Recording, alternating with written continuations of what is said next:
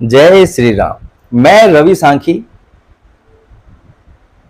2024 का चुनाव एक अनूठा ही चुनाव है। यह पहली बार हुआ है भारतीय राजनीति में कि चुनावी वादों के इतनी पोटली खोलने के बाद भी कुछ भी नहीं बन रहा है। जनता किसी को भी कुछ निकाल के नहीं दे रही है। जनता ने डिसाइड कर लिया है कि किसको ताकत देनी है, किसे नहीं देनी है। यदि चुनावी वादों की बात की जाए तो आज तक के समीकरण से देखा जाए और आज तक जब से भारत आजाद हुआ है तब से चुनावी वादों को देखा जाए तोल मरोड़ के, तो अब की बार के चुनावी वादे ऐसे थे जो देखने में एक रूप से ऐसे लग रहा था कि बहुत बड़े परिणाम दे सकते हैं, पर जनता द्वारा अब की बार एक ऐसा काम किया गया है जिसकी उपेक्षा, जिसकी उम्मीद नहीं थी। इन चुनावी परिणामों से जनता ने जिसको आशीर्वाद दिया है, उन परिणामों से तो बीजेपी खुद अचंभित है। कल 1 जून को वोटिंग होनी है। कल शाम तक चुनावी चैनलों में एक होड़ मच जाएगी एग्जिट पोल दिखाने की। सब अपने अपने एग्जिट पोल सबसे बेहतर बताएंगे, सबके सब। पर एक्चुअल में एग्जिट पोल की स्थिति क्या है?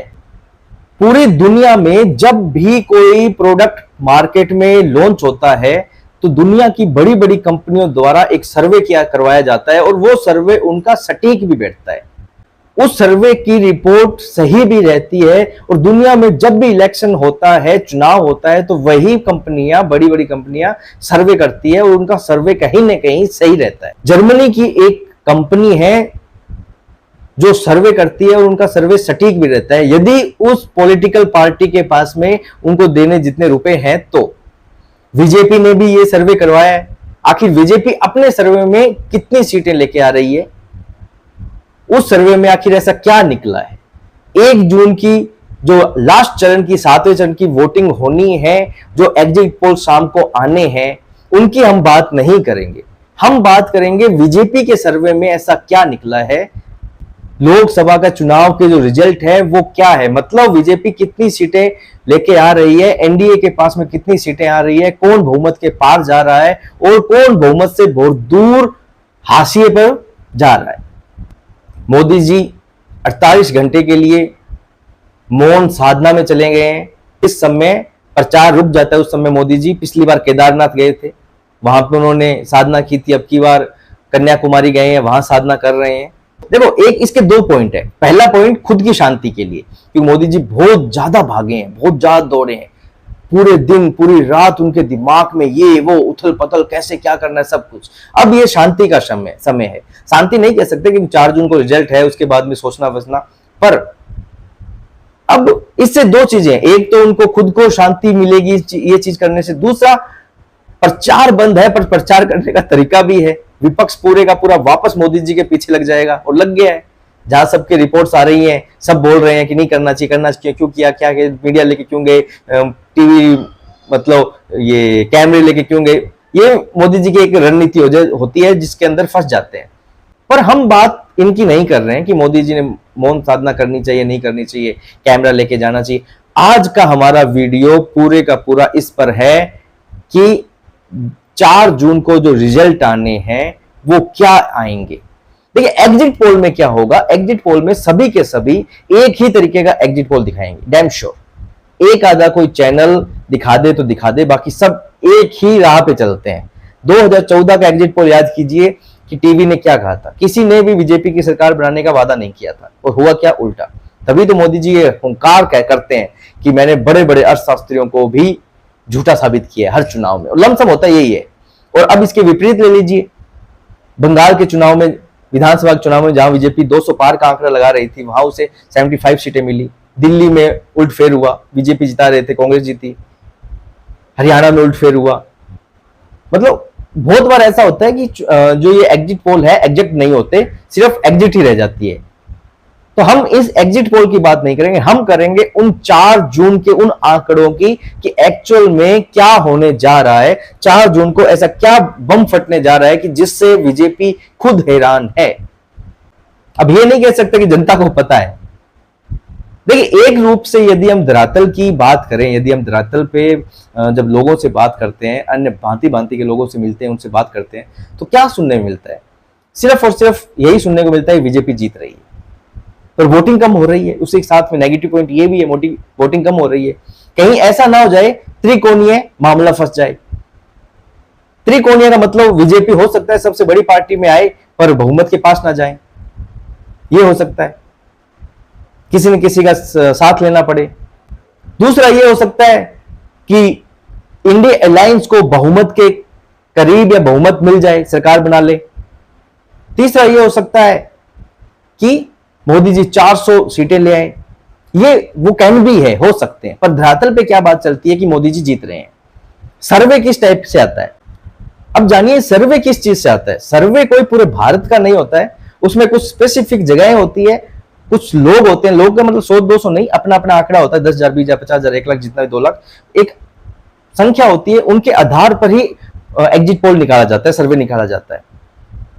पर जनता से बात करते हैं, जब जनता क्या कहती है, 10 में से आज 7 लोग क्या कहेंगे? बीजेपी, यही कहते हैं सब। तो बीजेपी के ही एग्जिट पोल आएंगे। कल आप देखिएगा 80-95% सब टीवी चैनल बीजेपी को बहुमत दे रहे होंगे। सीटों पर बहस जरूर हो सकती है कि कितनी आएगी, पर बहुमत दे रहे हैं सब। और ऐसे होंगे 80% जो 300 के पार जाएगी बीजेपी, सब ऐसे आंकड़े दिखाएंगे। मैं डैम श्योर हूं कल के आंकड़ों के लिए। पर एक्चुअल में क्या होने जा रहा है, सीट वाइज, राज्य वाइज हम बात करेंगे। राज्य वाइज हम गणित समझने की कोशिश करेंगे, ये समझने की कोशिश करेंगे कहां जनता नाराज है, कहां जनता परिवर्तन चाह रही है, कहां जनता उस मौजूदा सरकार को उखाड़ फेंकने की स्थिति में है, और कहां जनता ने यदि वोटिंग कम की है तो क्यों की है, और कहां जनता ने वोटिंग अधिक की है तो क्यों की है। हम हवाई बात नहीं करेंगे, हम बात करेंगे एक इस लेवल की जहां पे समझ में आएगा कि सीटें कितनी, किसको, कैसे और क्यों है। हम उन यूट्यूबर्स की तरह बात नहीं करेंगे कि पहले पांडुचेरी की बात कर ली, फिर उत्तर प्रदेश में आ गए, बाद में राजस्थान भी घुसेड़ दिया। नहीं, हम बात करेंगे राज्य पर, राज्य दर राज्य की बात करेंगे, और यह भी समझेंगे कि उस राज्य में स्थिति कैसी थी कुछ दिनों पहले और आज क्या स्थिति है। अंतिम चरण की बात नहीं करेंगे कि अंतिम चरण में कौन कितना जीतेगा, क्योंकि अब कल का दिन बचा है। जब तक वीडियो अपलोड करूंगा, मैं ये वीडियो आज बना रहा हूं तो कल अपलोड होगा मेरे से, तो तब तक मतलब नहीं है। मैं सटीक बात करेंगे 4 जून को क्या रिजल्ट आने वाला है, जिससे अचंभा बीजेपी को भी होगा। अब ये बीजेपी के लिए अच्छा है, बीजेपी के लिए बुरा है, विपक्ष के लिए अच्छा है, विपक्ष के लिए बुरा है, कौन इसमें जीता, कौन हारा, कौन रोया और कौन जिसने धन्यवाद भगवान को कहा, ये पूरा हम जानते हैं इस वीडियो में। तो शुरुआत करते हैं हम। तो सबसे पहले हम बात करते हैं, मैं फिर कह रहा हूं, ये बात हम राज्य दर राज्य करेंगे, समझने की कोशिश करेंगे कौन सा राज्य बीजेपी के साथ में है, कौन सा राज्य बीजेपी के साथ में नहीं है। सबसे पहले हम बात करते हैं गुजरात की। गुजरात में टोटल 26 सीटें हैं। 2014-19 पूरा गुजरात हमेशा मोदी जी के साथ रहा है, और अब की बार भी यही उम्मीद है, पूरा गुजरात मोदी जी के साथ रहेगा। मतलब अब की बार भी 26 की 26 सीटें बीजेपी के पल्ले में। देखिए, कहीं संकोच लगे तो लिखते रहिएगा, क्योंकि आखिर में बताऊंगा कितनी सीटें आ रही है। 26 की 26 गुजरात में। अब बात करते हैं मध्य प्रदेश की। मध्य प्रदेश में 29 सीटें हैं, जो 2019 में 28 सीटें आई थी। अब की बार भी मध्य प्रदेश में 28 सीटें आएगी। एक सीट है छिंदवाड़ा की, वो सीट जरूर कांग्रेस जीत सकती है, पर मैं आपको लिख के दे रहा हूं, ये चीज नोट कर लीजिए।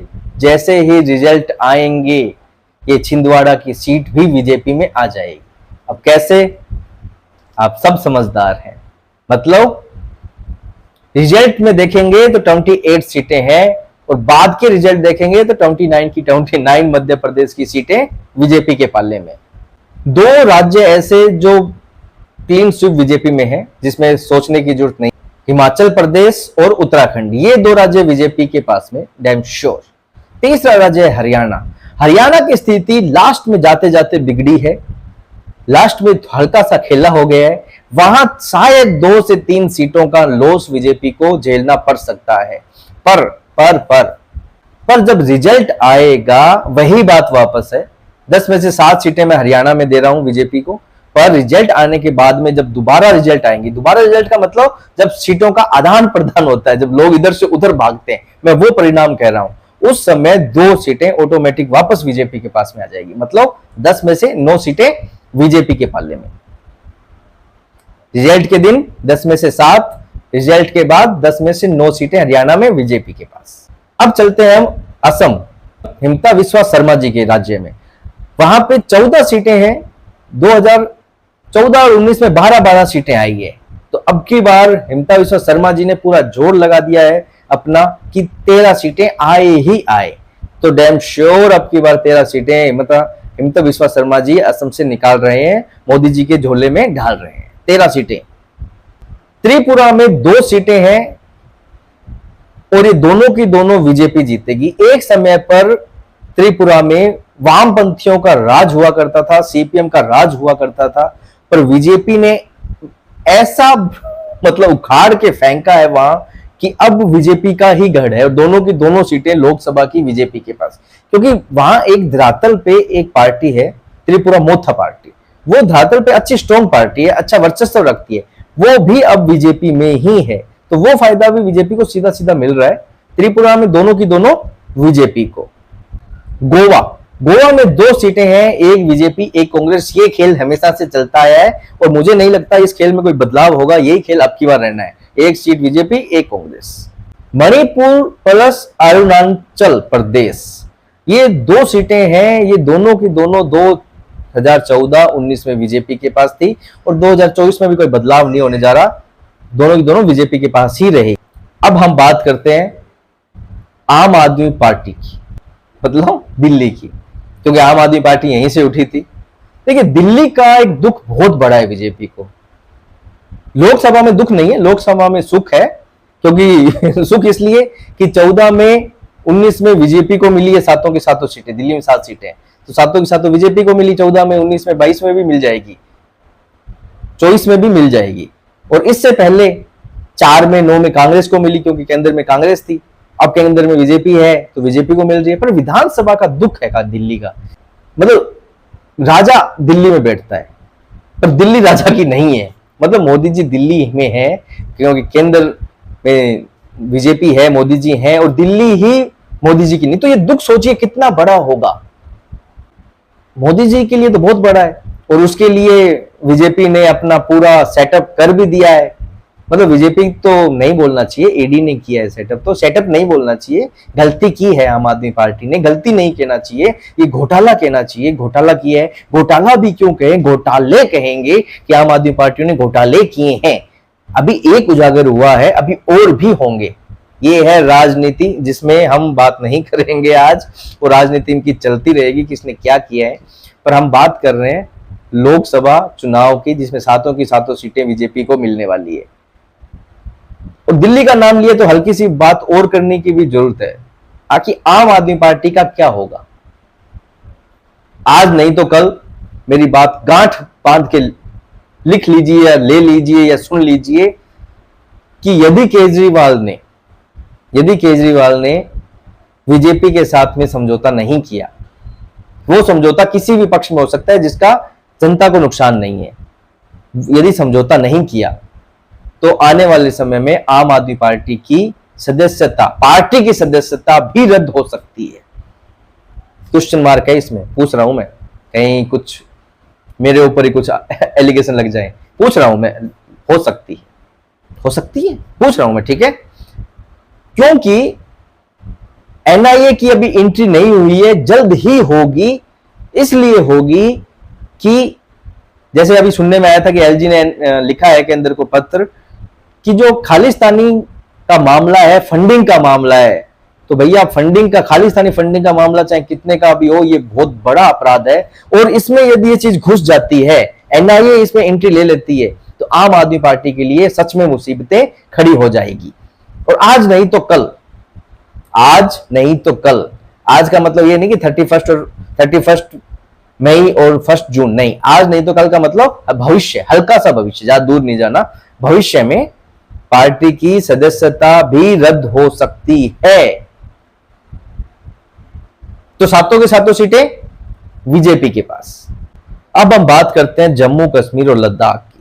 अब की बार जो हमने जम्मू कश्मीर और लद्दाख में देखा है, आज तक हमने कभी नहीं देखा कि लोगों का इतनी भारी मात्रा में मत करना, लोगों ने मत किए इतनी भारी मात्रा में 55% 58% 59%, जो दिल्ली के मतों से ज्यादा हैं। लोग पहली बार इतनी भारी संख्या में बाहर निकल रहे हैं।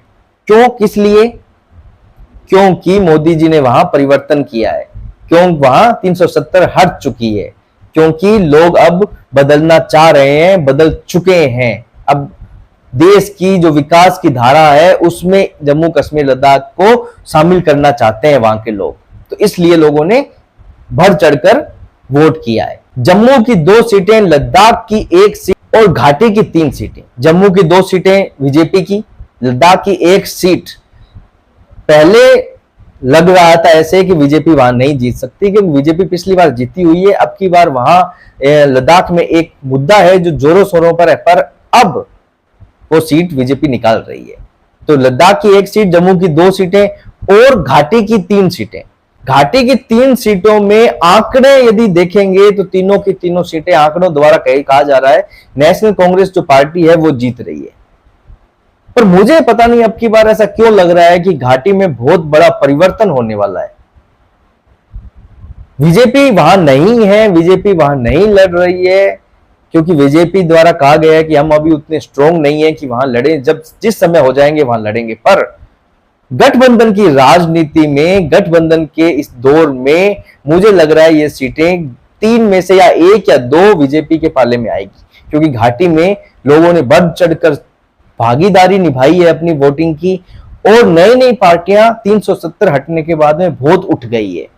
तो आने वाले में समय में देखना इंटरेस्टिंग होगा कि घाटी की ये सीटें कहां जाती है। तो मैं घाटी की अभी 1 सीट ही बीजेपी को दे रहा हूं, जम्मू की 2, लद्दाख की 1 और घाटी की 1, 2 3 4 सीटें। अब हम उन राज्यों की बात करते हैं जहां बीजेपी को लॉस हो सकता है, और हो सकता है नहीं, लमसम हो गया है। सबसे पहले लॉस का जब नाम आएगा तो सबसे पहले मैं राजस्थान की बात करूंगा, क्योंकि राजस्थान की पॉलिटिक्स मेरे को कभी भी समझ में नहीं आई। राजस्थान में 25 सीटें हैं, पर अब की बार लोगों की नाराजगी पता नहीं किस लेवल पे है, किससे है, मोदी जी से नाराजगी है नहीं, मुझे समझ में नहीं आता राजस्थान में नाराजगी आखिर किस चीज से। क्या हमने मोदी जी को सिर्फ और सिर्फ आलू प्याज दाल के लिए ही प्रधानमंत्री बनाया था? क्या हमने उम्मीदवार हमारी पसंद का हो इसलिए प्रधानमंत्री मोदी जी को बनाया? नहीं, हमने मोदी जी को प्रधानमंत्री इसलिए बनाया था दुनिया में भारत की एक शाख बढ़े। मोदी जी ने कोई कमी छोड़ी नहीं, हमने इसलिए बनाया कि भ्रष्टाचार पे लगाम कर सके। मोदी जी पूरी कोशिश कर रहे हैं, कोई कमी छोड़ी नहीं। जो करप्ट नेता है वो जेल में जा रहे हैं ना। राम मंदिर बन गया, 370 हट गई, 3 तलाक पे कानून बन गया, 3 तलाक बंद हो गया, और बहुत काम किए मोदी जी ने, कौन सा नहीं किया। पर राजस्थान में उम्मीदवार पसंद का नहीं है, इसलिए हम अब की बार बीजेपी को हरा देंगे। इसलिए मैंने कहा कि राजस्थान की पॉलिटिक्स मुझे कभी समझ में नहीं आई। पर हां, यदि 25 की 25 सीटें राजस्थान में बीजेपी के पाले में आ जाती है तो मैं सबसे माफी मांगूंगा, एक वीडियो बनाऊंगा जहां मैं राजस्थान वासियों से माफी मांगूंगा। पर 25 की 25 नहीं आती है, 2 सीटों का मोदी जी को नुकसान हो जाता है, तो मैं सत्य साबित हुआ कि राजस्थान की पॉलिटिक्स मुझे कभी समझ में नहीं आई। तो अब बोलने की जरूरत नहीं है कितनी सीटों का नुकसान हो रहा है, कितनी सीटें आ सकती है। अगले राज्य की बात करते हैं। अब अगला राज्य है जो नुकसान दे सकता है वो है बिहार, और दे सकता नहीं है, दे दिया है।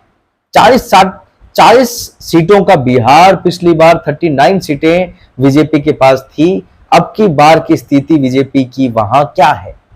बीजेपी जहां जहां लड़ी है वहां स्ट्रॉन्ग पोजीशन पे है, पर जेडीयू जो गठबंधन में है वहां बीजेपी को लॉस उठाना पड़ सकता है।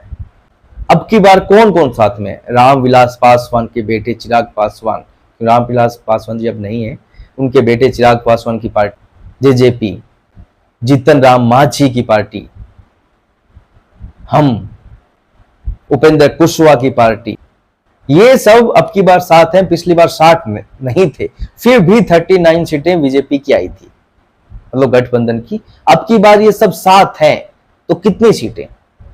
जेडीयू अब की बार 16 सीटों पर लड़ रही है। जहां तक मेरा मानना है 12 सीटें जेडीयू निकाल लेगी। कितना लॉस हुआ? 4 सीटों का। एक उपेंद्र कुशवाहा निकाल लेंगे सीट, एक मांझी निकाल लेंगे और 5 सीट चिराग पासवान जी निकाल लेंगे। 36-37 सीटें, इन 40 सीटों में से बीजेपी की आ सकती है। 3 सीटों का नुकसान बिहार में बीजेपी को हो सकता है। अब हम अगला राज्य लेके चलते हैं, महाराष्ट्र, जिसे पूरे इन चुनावों में खिचड़ी के नाम से संबोधित किया है मैंने, क्योंकि वहां खिचड़ी बनी हुई है। देखिए, पर चुनावों से पहले फर्स्ट फेज, सेकंड फेज में जहां ये आंकड़े थे कि महाराष्ट्र बहुत बड़ा लॉस देने जा रहा है बीजेपी को, वो बातें अब नहीं है। महाराष्ट्र में बीजेपी जितना सोच रहे थे उतनी घाटे में नहीं है। वहां बहुत कुछ परिवर्तन हो गए हैं, सिर्फ और सिर्फ नरेंद्र मोदी जी की अपील के कारण। महाराष्ट्र में 48 सीटें हैं। 2019 में एनडीए ने 41 सीटें जीती थी। उस समय शिवसेना के 2 भाग नहीं हुए थे। उस समय शरद पवार की भी एक ही पार्टी थी। उस समय जो शिवसेना एक थी, वो एक की एक बीजेपी में थी। अब की बार शिवसेना 2 है, उनमें से एक शिवसेना बीजेपी में है। तो अब की बार भी एक, पिछली बार भी एक थी, पर अब की बार एक दूसरी है, जो वो दूसरी जो एक में से दूसरी निकली है। मैंने इसलिए कहा था कि महाराष्ट्र का नाम आता है, खिचड़ी का नाम आता है। बीजेपी 2019 में 25 में से 23 सीटें जीती थी। 25 में लड़ी थी और 23 सीटें जीती थी। शिवसेना 23 सीटों पर लड़ी थी और 18 सीटें शिवसेना ने जीती थी। 2024 का आंकड़ा क्या कहता है? बीजेपी 2024 में 30 सीटों पर लड़ रही है। अब की बार कितनी जीत सकती है? 23 सीटें। नुकसान कितना? 7 सीटों का महाराष्ट्र में, सीधा बीजेपी द्वारा। टोटल एनडीए को 4 से 5 सीटों का लॉस हो सकता है महाराष्ट्र। मतलब 48 में से यदि आंकड़ा निकाला जाए कि कितनी सीटें हार रही है और कितनी सीटें आएगी, तो 48 में से बीजेपी को कम से कम 44 सीटें आ सकती है। नुकसान कितना? 4 सीटों का नुकसान जो महाराष्ट्र में हो सकता है। और पहले यह नुकसान 10 सीटों का था, पर अब घूमते घूमते यह नुकसान मोदी जी की अपील के कारण 4 सीटों का रह गया है। एक और राज्य है जो अब की बार विपक्ष द्वारा बीजेपी की हार में भुनाया जा रहा है बार बार। यह राज्य है कर्नाटक।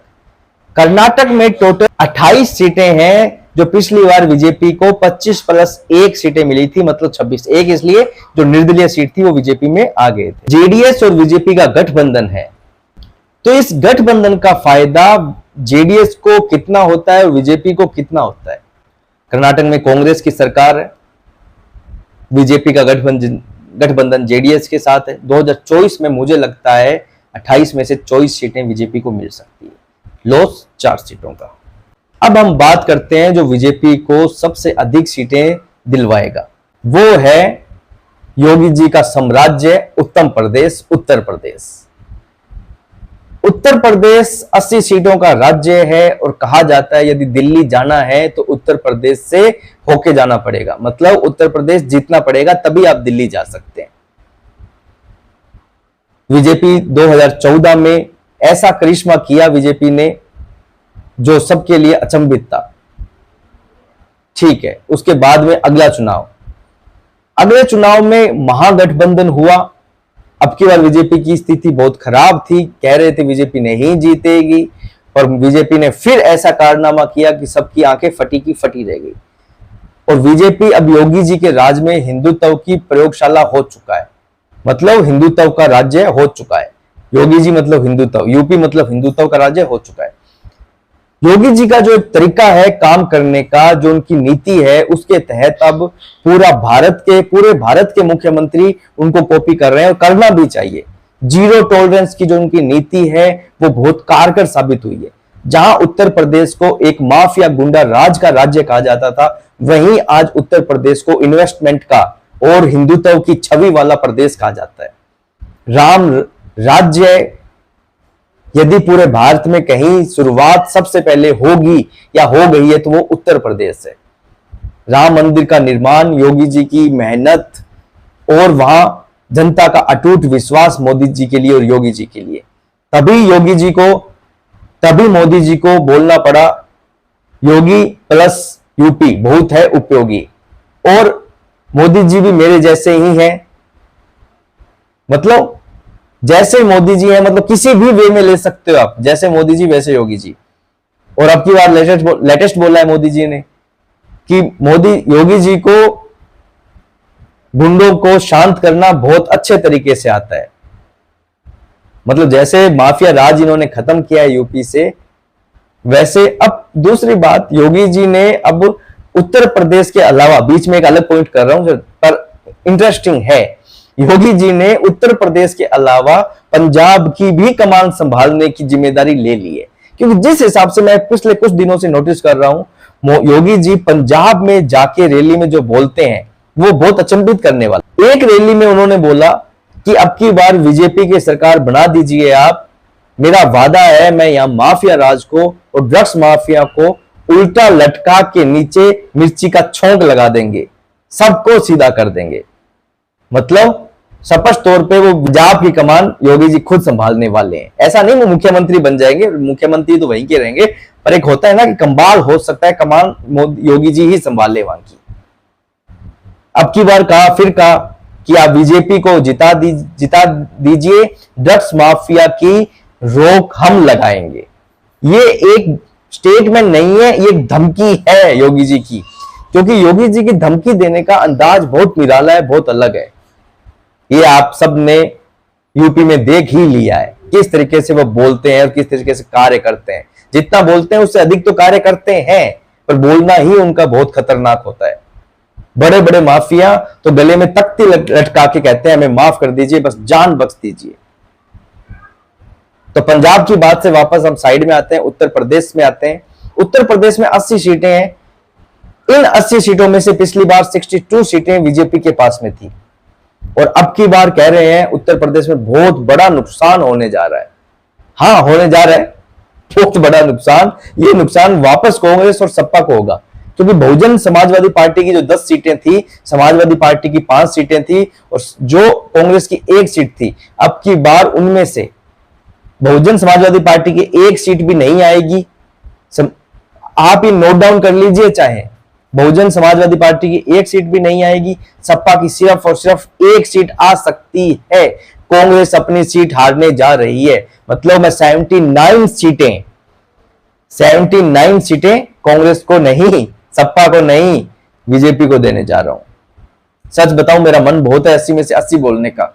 मेरा मन कर रहा है कि 80 में से 80 सीटें बोलूं। मैंने पिछले वीडियो में यही बोला था कि मेरा मन कर रहा है 80 में से 80 सीटें बोलूं, पर ठीक है, थोड़ा सा एक सहूलियत दे देते हैं, कोई ना कोई जीत लो। तो अब किस्मत उनकी कि वो 1 सीट कांग्रेस जीतती है, समाजवादी पार्टी जीतती है या बहन जी जीतते हैं। कौन वो 1 सीट जीतेगा, वो इनकी किस्मत। 79 सीटें बीजेपी के गठबंधन की फिक्स है, आएगी। फायदा अच्छा खासा हुआ, जितना लॉस हुआ था कवर कर लिया। मतलब जितना भी इन राज्यों में लॉस हुआ था, पूर्वी राज्यों के बात करते हैं हम, तो वो सब कवर किया जा चुका है उत्तर प्रदेश द्वारा। अब जितनी सीटें आएगी वो एड ऑन होती जाएगी। बंगाल, पश्चिम बंगाल, ममता बनर्जी। पश्चिम बंगाल एक ऐसा राज्य है जहां वामपंथियों का लमसम 40 साल तक राज रहा। उसके बाद में ममता बनर्जी का काफी सालों तक अब कंटिन्यू राज है। पर अब की बार की स्थिति बंगाल में अलग है। मैंने अपने पिछले 2 वीडियो में एक बात कही है कि बंगाल का चुनाव बीजेपी नहीं लड़ रही, वहां के हिंदू लड़ रहे हैं। यदि बीजेपी 40% अपना एफर्ट कर रही है, तो वहां के हिंदू 60% अपना उन्होंने जोर लगा रखा है, अपना खून वहां लगा रखा है। कई जगह पर बीजेपी अपना उम्मीदवार नहीं उतार पाई, तो भी वहां के हिंदू टीएमसी को हरा रहे हैं। किसी अन्य पार्टी के, चाहे वो निर्दलीय हो, उनको जिताने के लिए एकजुट हो रखे हैं। पश्चिम बंगाल में जो हालात हैं, जो राजनीति है, वो बहुत भयंकर है। यदि बीजेपी वहां नहीं आती है, भगवान ना करे, भगवान ना करे वहां बीजेपी ना आए।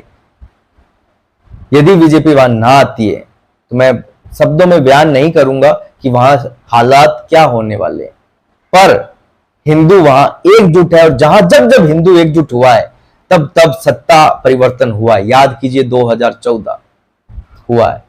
हम पुरानी बात नहीं करेंगे, हम बात करेंगे मोदी राज की। उससे पहले क्या हुआ है हम बात नहीं करेंगे। हिंदू एकजुट हुआ 2014 में, मोदी जी आए।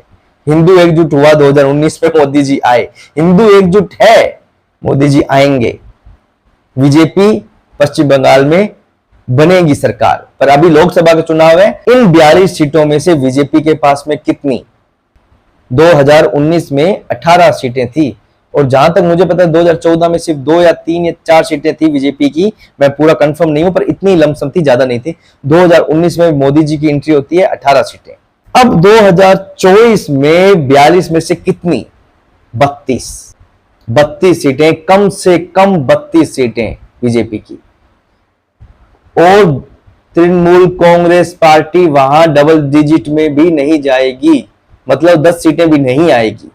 32 सीटें बीजेपी। छत्तीसगढ़ में 11 सीटें हैं। 2019 में 9 सीटें आई थी, पर अब की बार 11 आएगी। क्यों आएगी? क्यों क्या आएगी? मोदी जी की अपील है, आएगी। पर पिछली बार आदिवासी समाज मोदी जी से, बीजेपी से नाराज था। उनकी कुछ मांगे थी, वो पूरी नहीं हुई थी, पर अब की बार उनकी मांगे पूरी कर दी गई है, उन्हें साथ में ले लिया गया है। तो 11 में से 11 सीटें। अब हम बात करते हैं उड़ीसा की। Orissa, Naveen Patnaik BJD versus BJP. Congress वहां नहीं है, धरातल पे भी नहीं है कांग्रेस वहां। नवीन पटनायक 5 बार के मुख्यमंत्री है, पर उनकी तबीयत बहुत खराब है। पिछले दिनों हमने वीडियो देखा था कि जिस तरह वो बात कर रहे थे, उनका हाथ कांप रहा था। और उनके जो उत्तराधिकारी हैं, मतलब अभी किसी ने डिसाइड नहीं किया, पर एज पर मीडिया और जनता के द्वारा जो बातें चल रही है उनकी बात कर रहा हूँ। पांडियन जो तमिलनाडु के हैं, वो उनके उत्तराधिकारी जो है, उनका हाथ साइड में करना, और मतलब एक अलग ही एक एंगल इसमें दिखाई देता है। जैसे मोदी जी ने भी बोला था कि कहीं कोई साजिश तो नहीं है नवीन पटनायक के खिलाफ, कहीं साजिश तो नहीं है। चलो अब इस चीजों में हम नहीं घुसेंगे, आज का वीडियो उड़ीसा के इन चीजों पे नहीं है। 2019 में 21 में से 8 सीटें बीजेपी जीती थी। वहां लोकसभा विधानसभा का चुनाव एक साथ होता है। लोकसभा में बीजेपी वहां अच्छा कर लेती है, विधानसभा में समर्थन बीजेपी का नवीन पटनायक को रहता है। पर अब की बार लोकसभा विधानसभा दोनों में बीजेपी के वर्सेस बीजेडी है, और वहां दोनों में आश्चर्यजनक परिणाम आने वाले हैं। और यहां तक कह रहा हूं मैं कि विधानसभा चुनाव में तो बीजेपी अपना मुख्यमंत्री बनाएगी, वहां पक्का है, डैम श्योर हूं मैं, क्योंकि मुझे पता है नरेंद्र मोदी जी की अपील कभी भी गलत साबित नहीं होती। उन्होंने जो बात कही है, 10 तारीख को जो निमंत्रण भेजा है हमको, मतलब जनता को, कि आइएगा 10 तारीख को हमारा मुख्यमंत्री बन रहा है उड़ीसा में, तो वो बनेगा, 100% बनेगा। और हम करते हैं लोकसभा की बात, तो अब की बार 21 में से 14 सीटें बीजेपी उड़ीसा में लेके आ रही है। आंध्र प्रदेश में टीडीपी, बीजेपी, जनसेना कौन? पवन कल्याण, पावर स्टार जी की पार्टी है। तो ये तीनों मिलके बीजेपी वहां, मतलब गठबंधन वहां उनसे 4 से 5 सीटें आंध्र प्रदेश में निकाल सकता है। पूरी डिटेल से आंध्र प्रदेश की इनकी बात नहीं करेंगे, क्योंकि पिछले वीडियो में मैंने डिटेल से बताया है, राज्य दर राज्य की स्थिति बताई है, क्योंकि हमने क्षेत्रीय पार्टियों की बात की थी, क्षेत्रीय पार्टियां कैसे लुप्त होने की कगार पर है। तो वही ये जो पार्टियां हैं, क्षेत्रीय ही पार्टियां हैं। जैसे जो बीजेपी के साथ नहीं है वो पार्टियां तो और भी क्षेत्रीय हैं, पर जो बीजेपी के साथ है वो परफॉर्म अच्छा कर रही है। जो बीजेपी के साथ नहीं है क्षेत्रीय पार्टियां, वो घसीट रही है, कोशिश कर रही है। तेलंगाना बहुत सरप्राइज करने वाला है। तेलंगाना में 17 सीटें हैं। 2019 में सिर्फ और सिर्फ 3 सीटें बीजेपी वहां, मतलब गठबंधन वहां जीता था। पर अब की बार जब चुनाव नजदीक थे और फर्स्ट और सेकंड चरण में कहा जा रहा था, धरातल की स्थिति ऐसी थी कि बीजेपी वहां 10 सीटें जीत सकती है, 10 सीटें। पर मैं अंतिम चरण में जाते जाते ये बात कह रहा हूं कि बीजेपी वहां 13 से 14 सीटें जीतेगी। तेलंगाना में सीधी फाइट है बीजेपी वर्सेज कांग्रेस की, क्योंकि बीआरएस धरातल पे नहीं है। और जहां जहां बीजेपी और कांग्रेस की फाइट है वहां बीजेपी को वरदान मिला हुआ है कि आप 80, 85, 90% का परफॉर्म करोगे और जीतोगे। तो इसलिए मैं कह रहा हूं 13 से 14 सीटें बीजेपी को तेलंगाना में मिल जाएगी, सिर्फ और सिर्फ कांग्रेस के कारण। अब हम बात करते हैं दक्षिण के उन दो राज्यों की जो अहम भूमिका रखते हैं, तमिलनाडु और केरल। तमिलनाडु में जो आंकड़े आ रहे हैं वो बहुत ही सरप्राइज करने वाले हैं। देखिएगा जब तमिलनाडु का जब रिजल्ट आएगा 4 जून को, जब आंकड़े सामने आएंगी, बड़ों बड़ों की आंखें फटी की फटी रहने वाली है। क्योंकि तमिलनाडु में जो मोदी जी ने जो मेहनत की है उसका तोड़ नहीं है। अन्नामलाई की जो मेहनत है वो रिकॉर्ड तोड़ है। अब की बार बीजेपी वो कारनामा कर रही है जो 89 में किसी समय में कांग्रेस ने किया था, कि अपना वर्चस्व कैसे उसने बढ़ा लिया था, वो कारनामा अब की बार बीजेपी करने जा रही है। तमिलनाडु में 8 से 10 सीटों पर फाइट है और 5 से 6 सीटें बीजेपी आराम से वहां जीत सकती है। तमिलनाडु में ये 5 से 6 सीटें लग रही होगी कि बहुत कम आ रही है बीजेपी को, नहीं। एक तो दक्षिण की तरफ बीजेपी का दरवाजा खुलना, बीजेपी की एंट्री, उसके साथ में बीजेपी की मेहनत, ये मेहनत एक तरीके से लोकसभा चुनाव में मोदी जी को बढ़त दिलाएगी और आने वाले विधानसभा चुनाव में बीजेपी को बहुत बड़ी सहायता करने वाली है। सहायता मतलब बीजेपी को बहुत बड़ा फायदा देने वाली है विधानसभा चुनावों में आज की ये मेहनत। तो ये सीटें 5-6 कम नहीं है बीजेपी के लिए, इसलिए ज्यादा है कि विधानसभा में टर्निंग पॉइंट आने वाला है बहुत बड़ा। अब हम बात करते हैं केरल राज्य की। केरल एक ही ऐसा राज्य है जहां बीजेपी अभी तक एक भी सीट नहीं जीत पाई है। जब से चुनाव स्टार्ट हुए तब से लेकर आज तक एक सीट भी नहीं जीत पाई है। और केरल में वामपंथियों का राज है। केरल में 2 अहम बिंदु है। पहला कि वहां बीजेपी का खाता नहीं खुलेगा। दूसरा, मुझे जहां तक लगता है 2 बीजेपी की सीटें आ सकती है, क्योंकि अब की बार केरल की राजनीति बहुत ही अलग मोड में जा चुकी है। अलग मोड में इसलिए कि केरल में वहां 2 सीटें, राहुल गांधी की सीट और शशि थरूर की सीट तिरुवनंतपुरम से, और राहुल गांधी की वायनाड से, ये दोनों सीटें मैं ये नहीं कहूंगा बीजेपी जीत रही है। अब की बार यहां पेज कांग्रेस का फंस गया है। शशि थरूर का पिछले दिनों ट्वीट आया था कि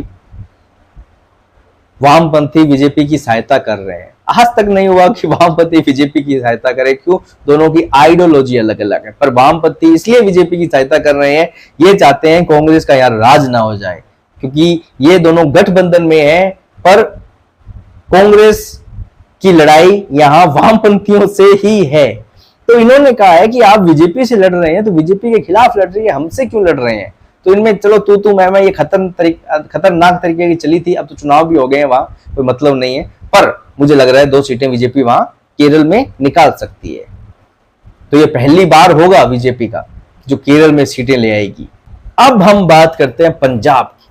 पंजाब में जो परिवर्तन हुआ है वो रातों रात कह सकते हैं, क्योंकि पंजाब की राजनीति बीजेपी के लिए कभी नहीं, क्योंकि बीजेपी जब पंजाब में सरकार बनाई है तो वो बीजेपी ने नहीं, अकाली दल के साथ गठबंधन में बनाई है, और उसका फायदा कभी बीजेपी को हुआ नहीं है। क्योंकि प्रकाश बादल के बाद